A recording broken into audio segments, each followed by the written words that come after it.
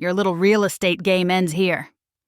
Evan Irving hissed it as he passed my chair and took the plaintiff's seat beside my sister Mara. Our parents sat behind them, faces set in that familiar, righteous calm. The bailiff called court to order. Judge Caldwell entered, and the room snapped into silence so sharp I could hear my own teeth click. Evan's attorney rose. "Miss Lena Hart shows emotional instability," she said. "She swings between clear judgment and impulsive episodes. She signed this contract in a clear period voluntarily and now pretends otherwise to monopolize a valuable asset." So I was too unstable to be trusted, yet stable enough to be bound. 8 years of work, my ledgers, renovations, sleepless nights, shrunk into a tale about a fickle woman. Evan watched me with a pleased smirk. "We write your life." Judge Caldwell studied the contract. Her eyes paused on the property line. "Miss Hart," she said, "this address matches one of the 12 properties registered to you, correct?" Mara's smile twitched. My father's hands tightened on the rail as if it might keep him upright. "Correct," I answered. "How interesting," the judge murmured. "I want to see the rest of your holdings." The words yanked up an old scene. My father cutting off tuition to pay for Mara's wedding. My mother telling me to find a man because I had no talent. I'd walked out that night with a vow instead. No one would decide my worth again. At my elbow, my attorney, Daniel Reyes, stood with quiet certainty. He opened his briefcase and set a thick stack of files on the table. Their loan contract suddenly looked like a flimsy prop, and the first real crack split across Evan's grin. Daniel rose.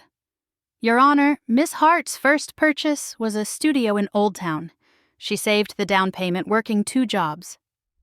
14 months later, she bought a small office building downtown using rental income and savings. Then came a duplex and 2 small apartment blocks. Each transaction is documented: leases, tax returns, bank statements." He turned pages with the calm of a surgeon. Evan's loan contract looked thinner with every flip. When Daniel read the 6th address, Seabright Apartments, my pulse snagged. The inspection had missed structural rot.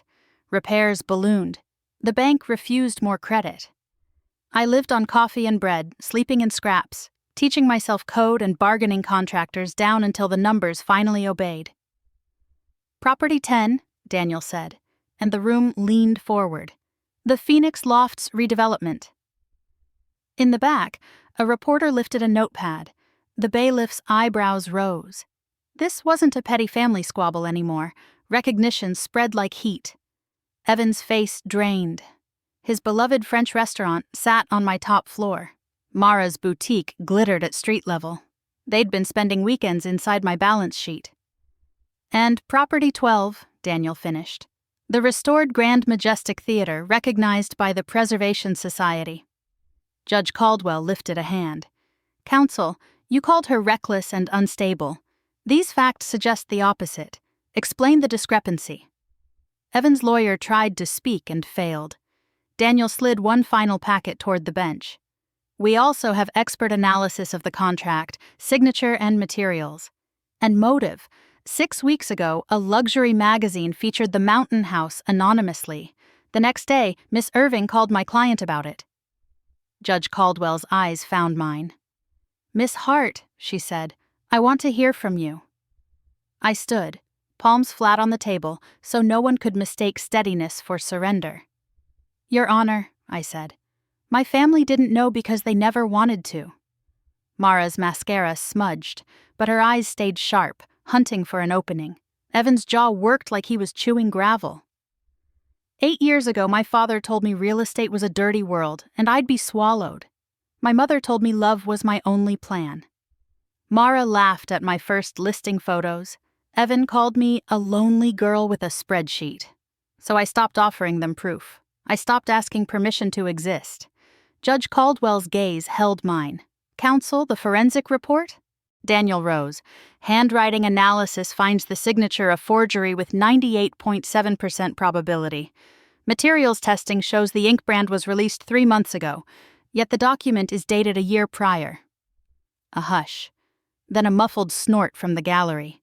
Evan jerked toward Mara. Mara flinched as if the air had slapped her. The judge's voice cooled. "This petition is dismissed.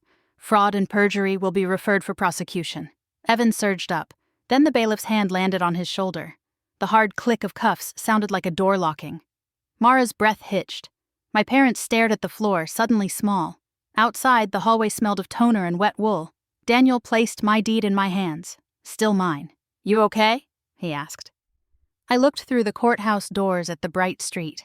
"I'm not okay," I said, and felt the truth loosen my ribs. "But I'm free." By dusk, my assets sat in trust, and a restraining order drew a line I'd keep.